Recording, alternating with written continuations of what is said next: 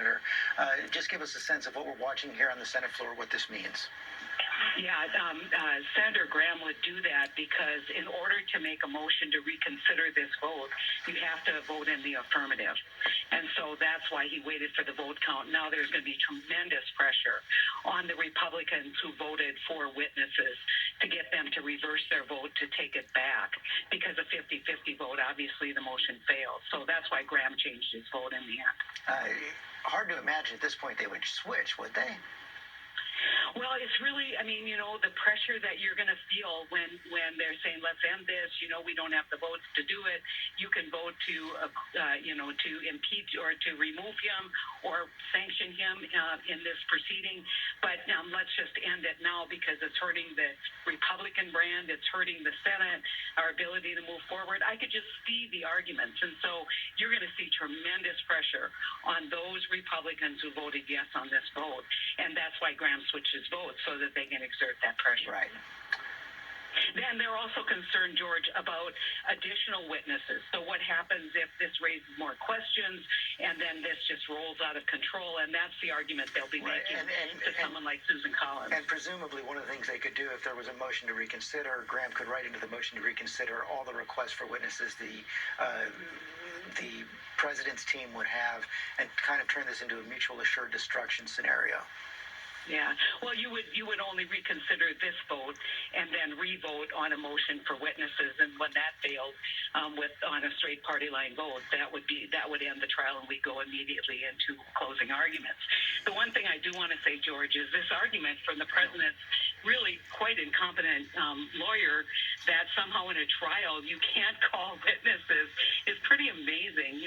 The indictment, if everybody thinks about the impeachment as the indictment, it sets forward a document. Everyone knows that if you didn't consider it during the indictment process, it doesn't foreclose it from being considered during a trial. And so this isn't, if you're going to do a trial analogy, criminal trial analogy, this isn't unusual. Right, and it's, of course, this is not a criminal trial, and the analogy does fall apart in many respects. Mm-hmm. On the question of whether it shall be in order to consider and debate or motion to subpoena witnesses, the motion is agreed to by a vote of 55 to 45. Majority Leader. Mr. President, I suggest the absence of a quorum. Clerk will call the roll. Ms. Baldwin. Saw the Majority Leader Chuck Schumer there ask for a quorum call. This is probably to give the senators a chance now to convene, discuss, work with the House managers to figure out how they're going to move forward from here. So let's have a bit of a discussion. Starting out with Barbara Comstock, former Republican member of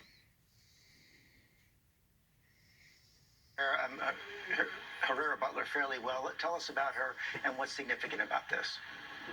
Well, Congresswoman Herrera Butler is one tough member. It's very smart for them to call her. She's very credible. She is a leader on healthcare issues. She had 3 kids while she was in Congress, one with special needs.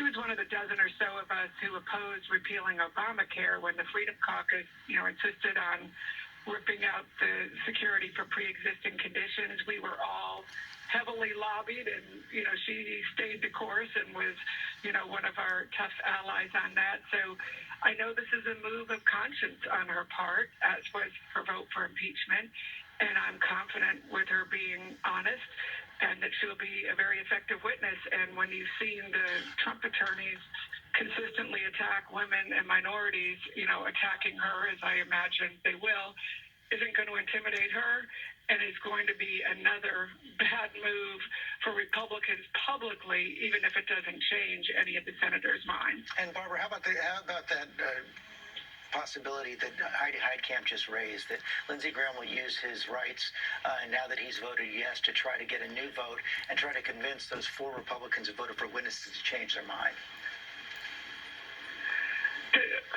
I don't think that'll work. I mean, I think, it's good. At this point, given how everyone signaled how they're going to vote essentially and that they won't convict Donald Trump, I think it's still important to get the information out to the public. Every day that this kind of news is out there is harming Republicans, and Donald Trump continues to be a divisive force in the country as well as the party. But this is out there. I understand why Republicans would want it out there, but it is, and it's important information, and I think that they will stay with that because those folks have already been assailed by the Trump team anyway, so intimidating them isn't going to work at this point. Thank you, Barbara. Let me bring Kate Shaw. Kate, you're interrupted as they were announcing the vote right there. Let's just walk everybody through the procedure of what witnesses would meet in this trial. Well, it could proceed a few different ways. It sounded from Lead Manager Raskin as though we're actually not talking about hearing from witnesses testifying on the floor, but rather that there would be Zoom depositions of at least Congresswoman Herrera Butler and potentially others, that the team would have a chance to review the notes that she took contemporaneously with or after hearing about this conversation between Kevin McCarthy and former President Trump, and that maybe there would be other individuals subject to Zoom depositions as well. Maybe those videos would be played in the Senate, or maybe they would just form the basis for additional argument. That part, I don't think we have much guidance on that. And on that point, you just heard, yeah, let me just stop you there and then we'll keep going. You just heard there was a point of inquiry from a senator on actually asking, what did we just vote on? Did we vote for one witness? Yeah. Did we vote for one set of documents, or did we vote to open up the trial in a bigger way? Yeah, well, it's all moving fast, and so I think that they're trying to keep up as well. It did seem as though we were just going to hear closing arguments and then a vote today, and obviously this trial has taken a turn. And I couldn't help but think that's in part because we have this new information from Congresswoman Herrera Butler and other new reporting that has just sort of broken in the last 12 hours or so. But I also visiting the question of witnesses because of some of the ways that President Trump's team answered the questions in the question and answer session yesterday. So remember, there was that really important question from Senators Collins and Murkowski about sort of what the president knew and what he did during the siege itself. And the president's lawyers really didn't answer that question. They essentially said, they pointed to one tweet and then said the House managers should have done more investigation. And in some ways, the House managers seem to have picked up that invitation and are running with it and saying, oh, that's true. There is a lot we don't know about this critical question of what the president knew and what he did during the hours of the siege. And maybe they have decided that it's more important to try to run that to ground than to bring this to a speedy resolution. Yeah, let me bring in Terry Moran on that point. Terry Moran, it appears the House managers called the bluff of the president's team. They did, and I think what we heard from Michael Van der Veen is a desperate lawyer. His tone was outraged and pounding the table. That is a panicked lawyer. He does not want this evidence in. It's obvious.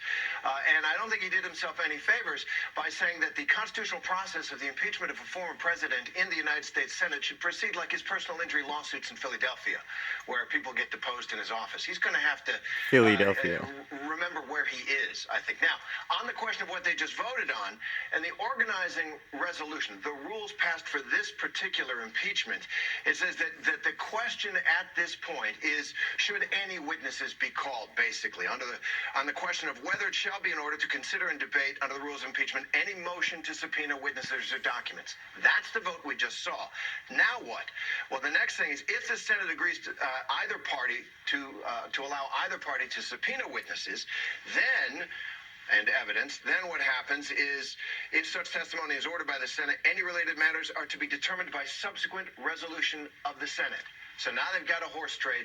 What happens next? What happens next? And remember, of course, and let's stay on this, Terry Moran, there was big negotiations going into this resolution. Every impeachment brand new resolution with brand new rules, all subject to negotiation and compromise.